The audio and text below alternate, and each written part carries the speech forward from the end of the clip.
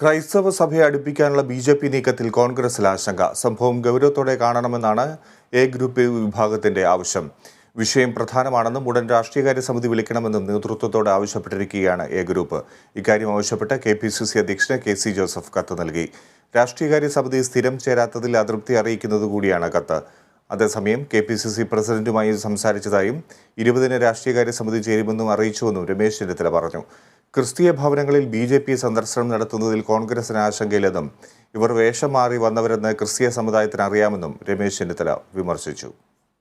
ചില ബിഷപ്പുമാരുടെ ചില പ്രസ്താവനകളുണ്ടാകും. അതൊന്നും മൊത്തത്തിൽ സഭയുടെ വികാരമോ സഭാ മക്കളുടെ താല്പര്യമാണെന്ന് നമുക്ക് വിലയിരുത്താൻ കഴിയില്ല. ഇത്രയും കാലം അവരെ ദ്രോഹിച്ച ആളുകൾ ഇപ്പം സ്നേഹത്തോടെ സമീപിക്കുന്നത് കാണുമ്പോഴാണ് വാർത്തയാകുന്നത്. അതിനകത്ത് ആരും വീണുപോകില്ല. അതൊരു കെണിയാണ് എന്ന ബോധ്യം അവർക്കുണ്ടാകും. ആ കാര്യത്തിൽ യാതൊരു സംശയവും വേണ്ട.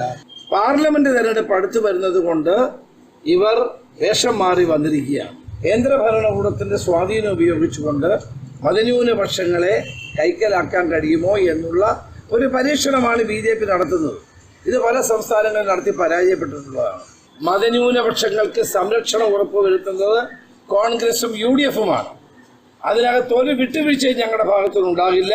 അടിയന്തരമായി രാഷ്ട്രീയകാര്യ സമിതി വിളിച്ചു കൂട്ടണമെന്നുള്ള അഭിപ്രായം അദ്ദേഹത്തിനുമുണ്ട്, എനിക്കുമുണ്ട്. 20-ാം തീയതി കൂടുമെന്നാണ് അദ്ദേഹം പറഞ്ഞത്.